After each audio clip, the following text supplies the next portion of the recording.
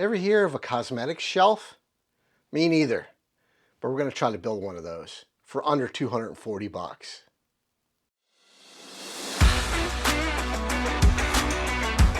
Welcome back to Victory Woodworks with Vic, and I'm Vic. In today's video, what we're going to try to do is we're going to try to build a cosmetic shelf. It's kind of looks like this. Think of it as a little shelf that sits in a corner of your table with 3 shelves, 2 shelves, kind of in an L. That's basically what we're trying to build. So one of my collegiate daughters came back from school, and she said she needed this cosmetic shelf. I didn't know what it was, so she showed me what it looked like on Wayfair. And it was 240 bucks, made out of what looked like particle board and some sort of edging.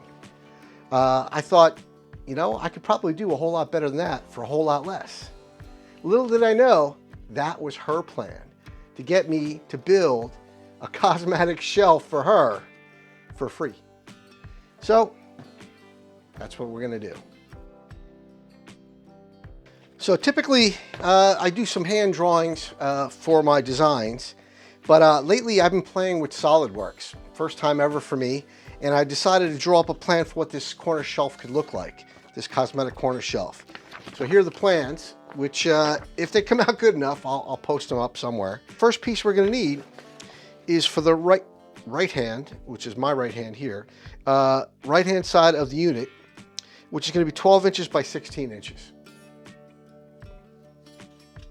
The second piece we're gonna need is gonna be for the 3 shelves. That's gonna be 12 by 9 by 6 by 6. I'll put up little pictures so you guys can see that. Then we're going to need the center and the right hand verticals, which are 6 by 16. Shelves on the left hand side are going to be 6 by 9. The backer is going to be 2 by 9. And that's about it. All right, let's get the lumber selection. Step 1 is going to be all the lumber selection. So I got a pile of this very nicely quarter-sawn oak. I was going to use this for something else, but this is what it turned out to be. This is the first piece we're cutting, 6 by 9 with the radius, 1 inch radius on the end. This happens to be about 7 3/8 by about 60 inches. So we're not going to need the whole board for the first piece. Only need 12 inches of it. So we're going to measure roughly oversized so we can cut, joint, and then glue together the piece to make a 12 by 16 inch board. Part number 2 is going to be this shelf, which you can see it's 6 by 12 by 9. So we're going to need 2 pieces for that because I don't have a 9-inch wide board. So again, we're going to use this lovely quarter-sawn oak. We're going to measure out just over 12 inches, 3 pieces, and the remaining piece we're going to cut into the 3-inch section that's going to have to be glued on. Third piece we're going to need is going to be the middle and the left-hand side verticals, which are 6 by 16.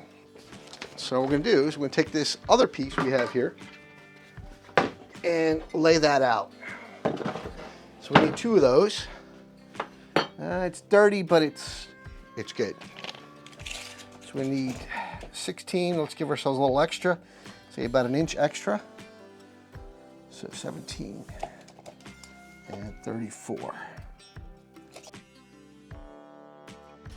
Fourth piece we're going to need to cut is this shelf for the left hand side, which is 6 by 9. We're going to need 2 of those. So we got extra. So let's just see, do we have what we need? Oh, totally. So we'll go 10 inches and 20 inches. And we'll call that number 4. And the 5th piece we're going to need, which is the final piece, number 5, is going to be the back of the shelves. This is just going to go on the back, helps things not to fall off the shelf. So that's going to be 2x9. And you know what? We've got extra here, here, and here. Step 2 of this process is going to be going over to the miter saw and cutting everything to rough lengths. So why don't we head on over there?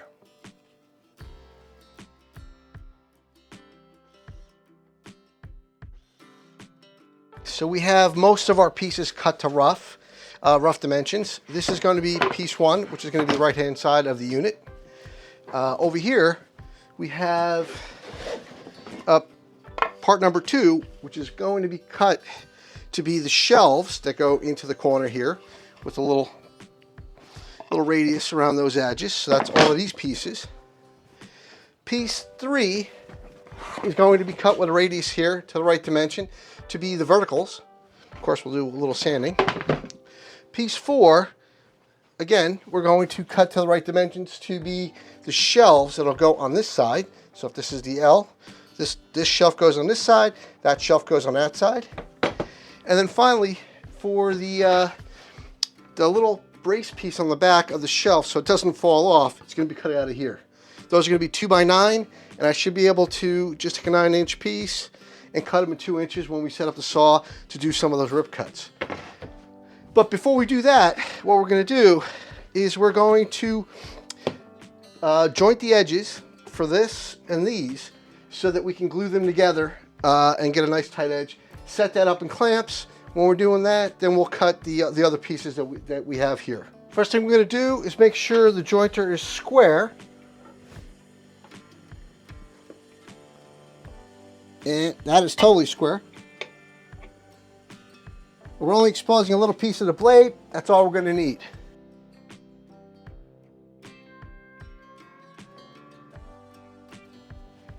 All right, next step in our process is going to be joining the 2 boards together via glue. But to help us with our success, what I've decided to do is go with the Festool Domino to insert 6x40 dominoes into our 2 pieces here. So they're going to go approximately there. What I'm going to do is draw a quick line, try to figure out exactly where I want them, and then we're going to plunge it in with the domino. Now, one thing just dawned on me is that since these are still at rough length, if I put it at 1.5 inches here, I may be cutting into the domino. Probably not, but so let's just see. See how far over. It's pretty damn close. So you know what? On these, I'm going to put them in 2 inches on this side and 1.5 inches on that side, because this side, these are essentially our reference edges. Other than for a slight cleanup, we won't need it. Now what I've done, as I've marked these out for the domino, is I put a little T and an L for tight and for loose. The idea is one of the slots is going to be tight, the other is going to be loose, so you can kind of wiggle the fit in. So for this larger one, tight's going to be in the middle, loose is going to be on the ends. As you use a domino, just remember there should be nothing underneath it because you don't want this thing to be higher up than it needs to be. So what I've done is I've set mine to 3/4. Yes, this is 3/4, not metric, because I bought a special piece. I forget the company I got it from, but you know what? Helps me get through this whole process. I'm also going to turn it on and set it to tight first, do the center one, then I'm going to do the 2 outside ones on loose.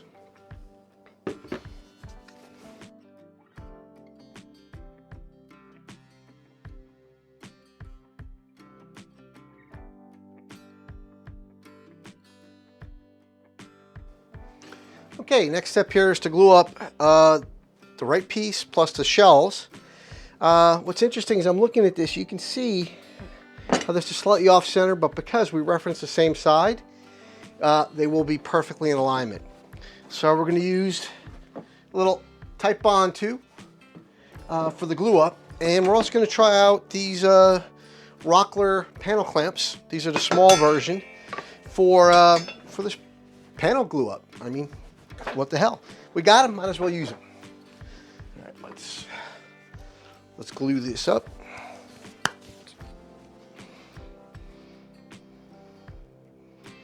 Dropping some glue in the hole.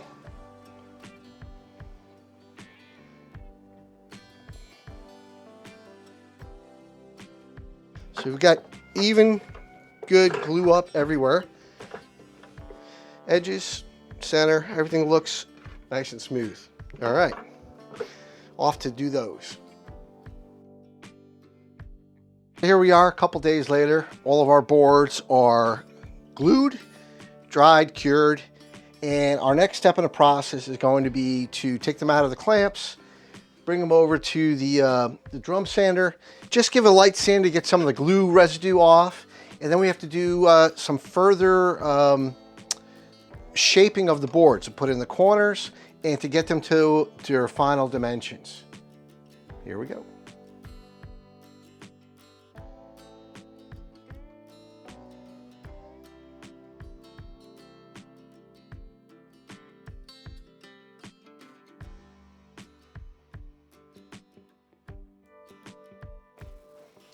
Okay, so in this step, I did a little pre-assembly, just to kind of mock things up, just to see how things were going to look.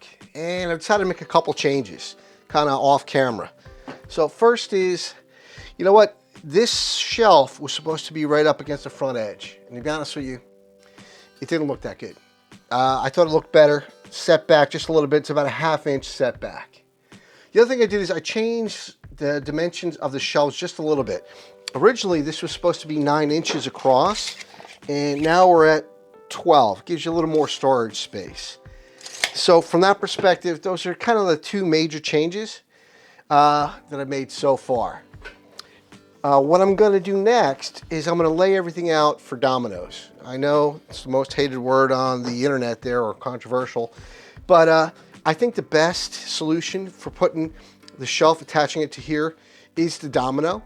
Now, you could do it other ways. You could do it with dowels. You could also do it with pocket screws. The reason I'm choosing not to use pocket screws, because if I did pocket screws, it would be all the way around for the other pieces also. And I don't want to, I'm trying to think, will you be able to see them? You know what? You may not be able to see them. So maybe let me rethink that and possibly go with pocket screws. All right, having thought about it for a few minutes here, you know what? I think I am going to use pocket screws. There's no reason not to, because all of the screws are going to be up underneath in here, up underneath the shelves. You're not even going to see them. You can do them with dominoes, and I was going to go into a whole little mini video on dominoes and how to set everything up and to do all the proper cuts that way. But I'm thinking, you know what? Pocket screws may be the way to go. I'll need 3 on the long pieces up here for these 3 shelves, 2 on the sides, on the shorter sides. Got our little Craig jig. I don't know if this is a K234, you know, whatever version. Built this box out of one of the woodworking magazines. Had this little kit, and let's see if I can tell. Wood magazine, actually, March 2011. So you can tell this has been around for a while. So since we're going into oak, we should be using 1.25 inches. So on these smaller shelves, we're basically going to put 2 screws here, 2 screws there. And on these larger shelves, we're going to put 2 screws here, and we're going to put 3 across there. Just anywhere should be fine. So let's do that.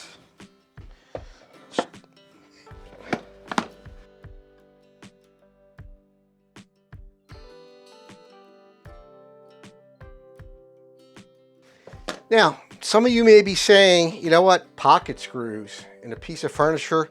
Yes, this is a piece of furniture, but at the same time, this is collegiate furniture for one of my daughters. The fact that it's going to be like this and she just has somewhere to put all of her cosmetic, jewelry, tchotchke stuff, I think it'll be fine. Nobody's going to be looking up underneath to see whether or not we use dominoes or we used pocket holes. I think in this case, pocket holes are pretty damn easy. There was literally no layout. You just basically took all your pieces, put them in there, and just kind of slid it over. That was it. They're all in. You know, there was no mussing, no fussing, no figuring out how many millimeters this, that, or the other thing. it was actually pretty easy. Although, to be honest with you, initially, I was thinking of going with Domino's. I was going to do it. I watched Sedge Tool. Those of you guys who don't know who Sedge Tool is, if you're interested in Domino's and how Domino's work, or actually a lot of tools, go to Sedge Tool. He showed me how to do it. I was ready to do it, but you know what? Sitting here in front of you guys, I just thought the other way around. The next step here is we're going to stain all the pieces because they're flat, and it's a whole lot easier to do it this way. We're using Varathane wood stain, and it's in the color Gunstock. Basically, the process is wipe it on, wipe it off. Don't let it sit too long, and don't let it dry on the wood. That's basically it. So what we're going to use are a couple of these rags. This is like the fake t-shirt rags. We're going to dip it in and just kind of rub it all the way through. When we flip them over, we're going to put them onto our little points here.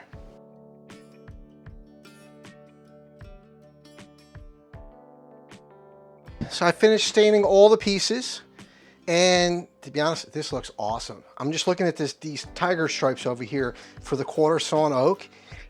This is going to look really nice. What we're going to do is we're going to create a finish that we're going to put on our little cosmetic cabinet. To be honest, or shelves. I'm not really sure what to call this thing. And I'm going to try something new this time.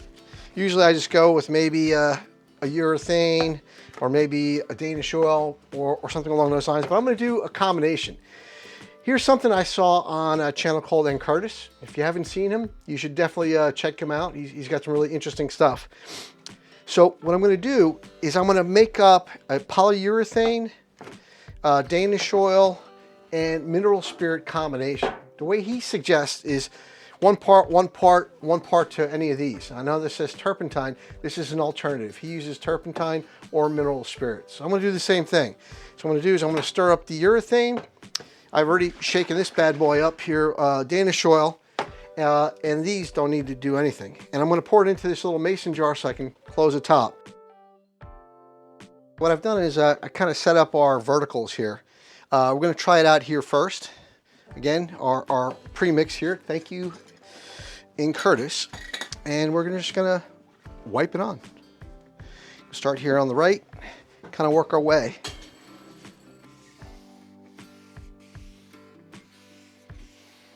I don't think anything could be easier than that. Just wipe on. No streaks, no bubbles, no anything.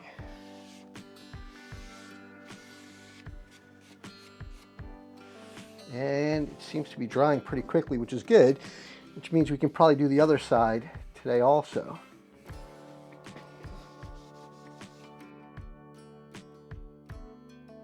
As you can see here, we finished the sanding and finishing finishing process, and these pieces came out beautiful.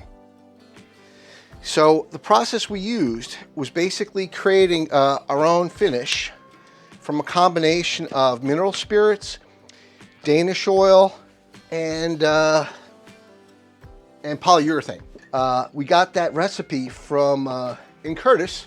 I'll put a link down in the description for his video so you can see how he did it. Now, a couple things with the finish. One, you just saw me there shaking it up. Don't shake it. This is one of those cases where, you know, shaken, not stirred is not the right answer. More like stirred is the right answer because it creates, I don't know if you can see that, micro bubbles inside the finish. And what will happen then is when you put the finish down on your lumber, you're gonna get micro bubbles in your lumber and it's not gonna be smooth. So I don't recommend shaking, or if you do shake it, let it settle, let the bubbles go away, and then start using your finish. The other thing ENCURTIS said to do was to put 1 or 2 layers on, or 3 layers on with a cloth, which I did. That came out nice. Then he said the third or fourth to either use a microfiber, not a microfiber, steel wool, 4/0 steel wool, or to use one of those little pads from 3M, the gray version, kind of like these. I keep it in a bottle so I don't want to catch on fire or anything. So what do I think about these? Well, what I found with the steel wool is basically it absorbs a lot of finish. And when you put it on, it seems to flood it a little more than you want. And at the end, I found that I didn't really like the finish of the 4/0 steel wool as much as I liked the finish with the 3M gray pad here, which is their extra fine pad. Now with this pad also, when you dunk it, it still floods the finish a little more than I'd want it to. So what I did was I actually used the cloth afterwards, like this cloth down in here, to, after I finished, rubbing it in, took the cloth, wiped it off. And that left a very thin finish that was very, very smooth to the touch onto the piece. So I give it a thumbs up for that. Next step here is to clean up and to assemble our final cosmetic shelf. In case you're wondering what this is my version of the Ron Polk workbench. It's a 2x4, based on Ron Polk's design, which I recommend you go there, buy his plans, and do what you want with those. But I had to modify it a little bit because I'm in a small shop. I could not build it the way he designed it. So I made it something a little bit smaller that works for me. And the reason I have this out is because I'm gonna need to clamp down these pieces, these shelves, so they don't move as I'm trying to pocket hold them down into the side panel here. Now, first question is, where do I want them? So I'm thinking the first one, we're gonna set back from the top about 2 inches in from the top. So somewhere right around here is kind of where I want it, right there. And right there, up against the back. So there's a slight reveal here at the top. And there's a, yeah, so there's slight reveal at the top. I don't know, maybe that's a 1/4 inch. And I also know this one's gonna be roughly centered. But I'm thinking I want at least a 6-inch gap at the bottom, and I know I want the third shelf, or the bottom shelf, completely at the bottom. So my idea is to put this one in here, like that. I've got a 6-inch spacer here. Slide that in, and then bring this down. So I know I've got at least a 6-inch gap down here, which leaves me with about 5.5 at the top, which is fine. I think that's a good setup. Okay, we've got our drill. We've got our shelf set perfectly where we want it. We've got a little piece here to prevent the wood from, or the shelf from running on us. And we're just gonna drive in a few of these screws. Okay, we have our 5 3/4 spacer where we're gonna put our next shelf, which is gonna be right here. That's gonna also keep us from moving in that direction. So let's grab a couple more screws.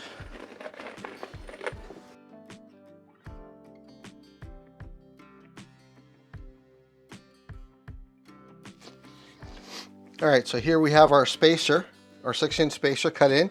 We're going to support this piece, so again, it doesn't travel to my left as we put in our screws. I'm making sure everything's flush at the back. It totally is.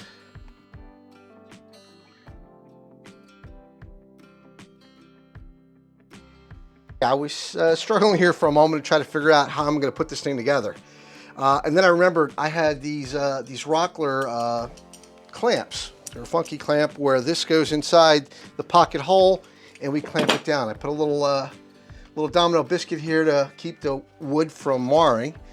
It's all flush here, and flush up against the corner. So all you got to do now is just drive in the screw and we'll have this inserted. So because of the tightness of this angle over here, I had to switch to my shorter version of the driver for the Craig screws. So I found it. Now I'm going to drive it in here. If we were halfway done, if we were smart, we would have told her this is all we were going to make. But because we're going off of that picture that she provided, we got a little bit more to go. So now we're going to do the other parts of the other 2 shelves and the final side. So let me get those pieces and let's get to that. So this is how these last 3 pieces are supposed to go. Like that, and then we'll with this shelf being up in here somewhere.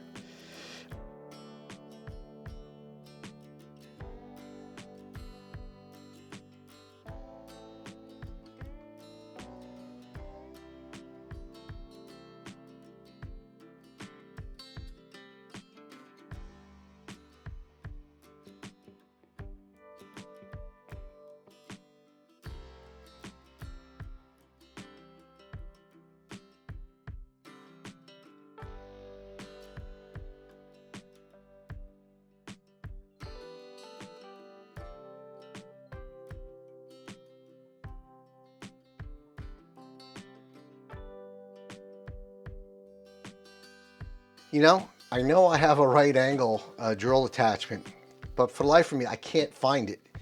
It's always when you need that special tool and you don't put it in the same spot it's supposed to be, because it's supposed to be hanging right over here and it's not. Well, I guess that just means we need another trip to the home center. No project is complete until you've been to the home center at least 3 times. So for this project, I think this is my 3rd trip, because I went to get the stuff that I needed for the finishes twice, because I didn't have it in one of them. So I'll be back. Just got back from the depot, got myself this right angle driver, for lack of a better words. 24 bucks. Was able to drive that in. We're done with that for right now.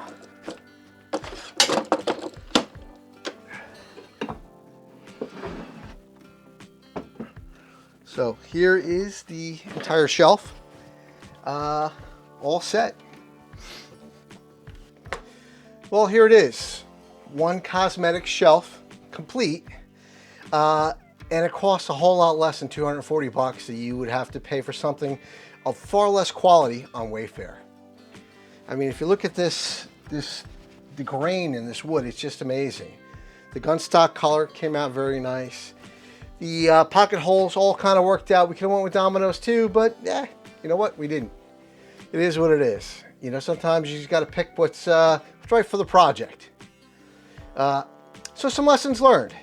First, in the finish, you know, using Brillo or the 4/0 steel wool, that didn't come out as nice as I'd liked it to. I think the 3M gray pads worked out better. Don't shake the finish, because you get micro bubbles, and that won't necessarily it'll come out in the finish. When you put it on your piece, you'll have a rough texture to it as it dries, unless it levels out. You know, if you thin it enough, maybe it'll level out. In my case, it didn't level out that well, so I had to lightly sand it through. Pocket holes. Make sure you offset your pocket holes. I didn't think it would matter, but on 2 or 3 screws, they definitely bumped and broke. So I had to re-drill some new pocket holes to reattach the pieces. But all in all, this is a nice project. Hopefully you'll build yourself one. So if you like what you saw here, learned something new, please like and subscribe to our channel. Help us grow. See you in the next video.